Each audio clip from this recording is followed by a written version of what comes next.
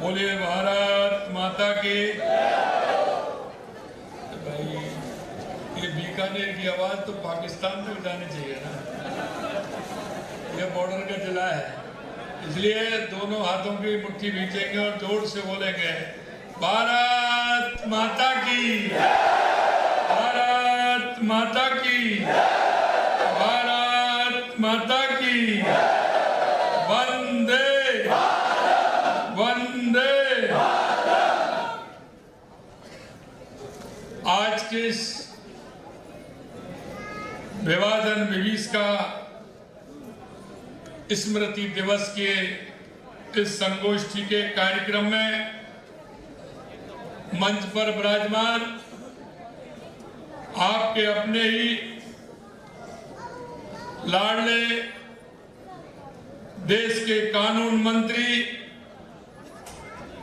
माननीय अर्जुन जी मेघवाल साहब, आपके यहाँ के अपने ही और मेरी कैबिनेट में मेरे साथी भाई सुमित गोदारा जी, आपके अपने ही शहर की लोकप्रिय विधायक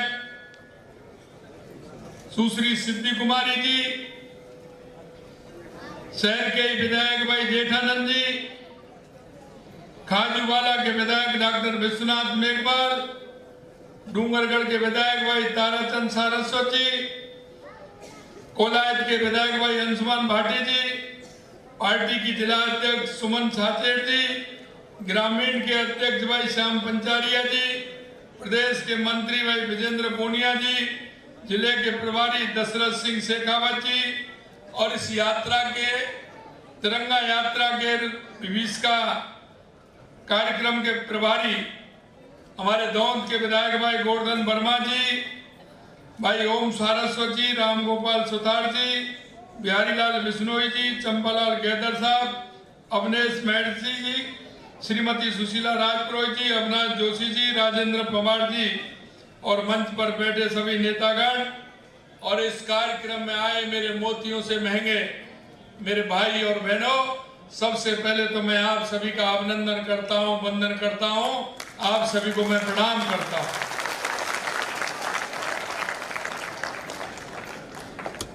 क्योंकि आज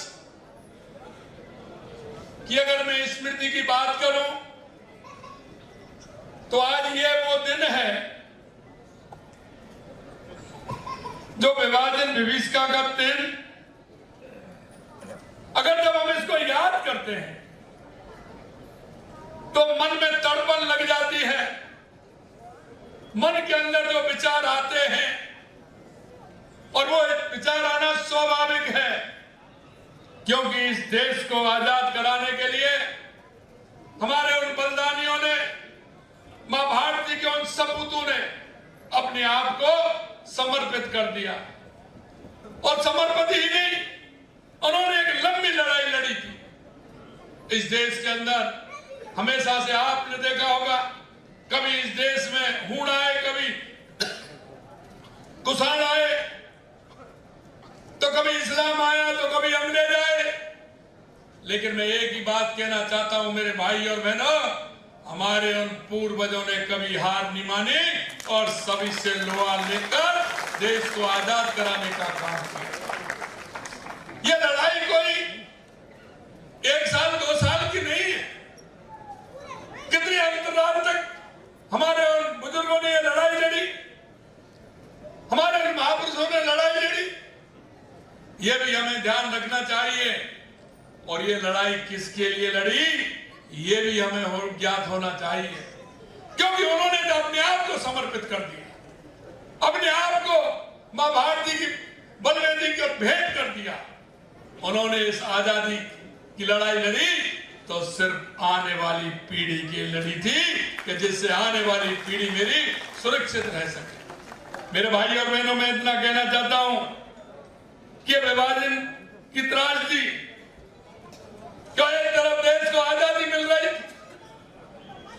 एक तरफ देश आजाद हो रहा था, माननीय अर्जुन जी कह रहे थे 3 जून 1947 को माउंटबेटन ने जब साइन किए थे, क्योंकि एक तो धर्म की राजनीति करने वाले स्वार्थी तत्व जो थे, जो राजनीति में उस फायदा उठाना चाहते थे। लाखों हजारों और बलिदानियों ने जो बलिदान दिया था उसकी परवाह ना करते हुए सिर्फ राज प्राप्त करने की जिनकी तड़पन थी, उन्होंने 3 जून को सहमति बना करके इस देश को बंटवारे के हस्ताक्षर किए थे। मेरे भाई और बहनों, मैं इतना कहना चाहता हूं कि किस तपस्या के साथ देश को आजाद कराया था, लेकिन तुष्टीकरण के आधार पर और धर्म के आधार पर देश का बंटवारा करने वाले वो राजनीतिक स्वार्थी थे। उन्होंने देश के बंटवारे के लिए राजनीतिक स्वार्थता का काम किया और इसीलिए उन्होंने इस देश का बंटवारा स्वीकार किया। लेकिन उस दिन की त्रासदी को मैं अगर आपसे कहूं, जब हम उन बुजुर्गों से कहानी सुनते हैं, उनके जीवन की जो कल्पना थी, उन्होंने जिस तरह से देश की आजादी के लिए लड़ाई लड़ी थी, उस दिन उन्होंने कहा कि हम इस दिन के लिए थोड़ी थे। उन्होंने अपने जीवन में इस तरह का नरसंहार जो हुआ था, ये विश्व का पहला नरसंहार था, पहला नरसंहार था। 10 लाख लोगों से अधिक उस नरसंहार में मारे गए थे। कितनी अबलाओं की इज्जतें लूटी गई थी, कितनों ने अपने घर परिवार को छोड़ दिया, कितने लोग कितने दिन पैदल चल करके उन्होंने सीमा पार करते हुए उन्होंने जानें बचाई थी। और मैं आपसे कहना चाहता हूं, आपके यहां भी मिल जाएंगे, क्योंकि आप तो बिल्कुल बॉर्डर पर हैं। इस देश में वो लोग आए जिन्होंने 2-2, 4-4, 5-5 साल तक रेलवे स्टेशन पर रहकर, बस स्टैंड पर रह करके अपने दिन गुजारने का काम किया था। उनके हाथ खाली थे, कुछ नहीं था।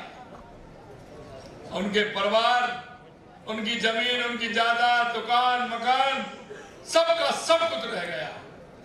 उनको सिर्फ जो तन पर कपड़े भी नहीं। मेरे भाई और बहनों, मैं आपको इसलिए कहना चाहता हूं, यह विभाजन विभीषिका जिस तरह से एक दंश दिया, और दंश दिया तो इस कांग्रेस पार्टी ने दिया, क्योंकि उनकी जो राजनीतिक महत्वाकांक्षा थी, उन महत्वाकांक्षा के चलते उन्होंने देश की तरफ नहीं देखते हुए ये विभाजन विभीषिका का उन्होंने एक कांटे को बोने का काम किया। मैं आपसे एक ही निवेदन करना चाहता हूं, आपने देखा होगा देश में कितनी रियासतें थी। सरदार वल्लभ भाई पटेल ने सभी रियासतों को एक करने का काम किया, देश को एक अखंड बनाने का काम किया। जवाहरलाल नेहरू जी के पास सिर्फ एक रियासत थी, एक रियासत, और वो भी थी जम्मू कश्मीर। और जम्मू कश्मीर की स्थिति आप देख रहे हैं, किस तरह से जम्मू कश्मीर की स्थिति उन्होंने खराब की। लेकिन मैं धन्यवाद देना चाहता हूं देश के यशस्वी प्रधानमंत्री नरेंद्र मोदी जी को, कि जो जिन बलिदानियों ने उस जम्मू कश्मीर की कसम खाई थी। ऐसे लोगों ने, डॉक्टर श्यामा प्रसाद मुखर्जी जैसे लोगों ने कहा था कि कश्मीर हमारा है, कश्मीर के अंदर जाएंगे, कश्मीर भारत का अंग है। और हम भी कहते आए, जहां हुए बलिदान मुखर्जी, और देश के यशस्वी प्रधानमंत्री नरेंद्र मोदी जी ने करके दिखा दिया कि धारा 370 समाप्त करके आज कश्मीर भारत का एक अंग के रूप में है। मैं आपसे इतना कहना चाहता हूं मेरे भाइयों, जो पाकिस्तान के अंदर, अफगानिस्तान के अंदर, बांग्लादेश के अंदर जो हिंदू भाई रहते, लंबे समय से रहते थे, और वहां की त्रासदी के कारण वो भारत में आए। 70 साल में इस कांग्रेस ने उन भाइयों को क्या दिया? अगर वो देश मोदी जी के हाथ में है, देश के यशस्वी प्रधानमंत्री नरेंद्र मोदी जी ने ऑपरेशन सिंदूर करके दिखाया और उनके अड्डों पर मार के दिखाया। जिन लोगों ने, आपने देखा होगा, जिन्होंने और उनके एयर बेस जो थे उनको भी समाप्त करने का काम किया। और ऑपरेशन सिंदूर आपने देखा जिस तरह से प्रधानमंत्री जी के नेतृत्व में हमारी सेना ने काम किया वो आपके सामने है। कितने ड्रोन आते थे आप तो प्रत्यक्षता से देखते थे, लेकिन एक भी जमीन पर गिरने दिया क्या? वहीं के वहीं हवा में मार करके उनको सबक सिखाने का काम किया। मैं आपसे इतना कहना चाहता हूं कि आने वाले समय में हम सभी को, जो हमारी युवा पीढ़ी है, उसको भी बताना है कि किस तरह से इन लोगों ने स्वार्थ की खातिर, राजनीति की खातिर इस कांग्रेस ने इस देश को बर्बाद करने का काम किया। और आज भी आप देख रहे हैं सत्ता के लिए कितने ललायत हैं, कितने ललायत हैं। जगह जगह जा रहे हैं, संविधान बचाने की बात कर रहे हैं। अरे अपने गरीबान में जांच करके देखो, आपने चुनी हुई सरकारों को कितनी बार गिराया है, आपने इस देश के साथ कितना बड़ा संघर्ष किया है। आपने जिस तरह से आप करते हैं, आप सिर्फ वो जातिवाद की बात करते हैं, धर्मवाद की बात करते हैं, आप क्षेत्रवाद की बात करते हैं, आप भाषावाद की बात करते हैं, और आप तुष्टीकरण के आधार पर चलना चाहते हैं। अरे भाई, ये देश बदल गया है, अब आपकी चलने वाली नहीं है। देश का नेतृत्व एक मजबूत हाथों में है, देश के यशस्वी प्रधानमंत्री नरेंद्र मोदी जी के रूप में जो है वो एक मजबूत हाथों में हमारा देश। आज आप देख रहे हैं, पहले हम रक्षा का, क्योंकि कांग्रेस का सबसे ज्यादा राज रहा है, रक्षा के क्षेत्र में हम आत्मनिर्भर नहीं थे। एक बुलेट भी लेते थे तो हम बाहर से मंगाते थे, लेकिन आज आपने देखा हम रक्षा के क्षेत्र में भी मजबूत है, और दुनिया के अंदर भारत की सेना सबसे मजबूत है, सबसे मजबूत है।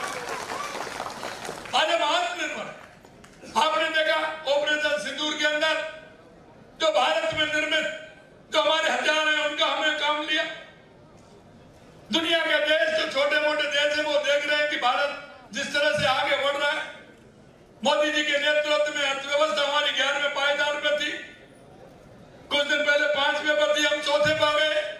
आने वाले समय में दुनिया में 3रे स्थान पर हम आने वाले हैं, देश के यशस्वी प्रधानमंत्री नरेंद्र मोदी जी के नेतृत्व। अंत में मैं आपसे इतना कहूंगा मेरे भाई और बहनों कि हम सबको सचेत रहते हुए, हमारे देश की एकता और अखंडता को मजबूत करते हुए आने वाली पीढ़ी को भी हमें बताना है। और एक मैं जो आपसे निवेदन करना चाहता हूं, हमें स्वदेशी को अपनाना है। Vocal for local.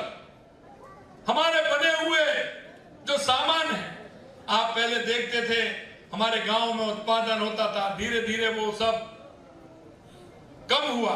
लेकिन मैं आज आपसे कहना चाहता हूं, और मेरे को तो गणेश जी की बनाई हुई जो मूर्ति दी है, अपने गांव की, अपने गाय के गोबर की, अगर यही हम करेंगे, हमारे उत्पादनों को हम बढ़ाएंगे।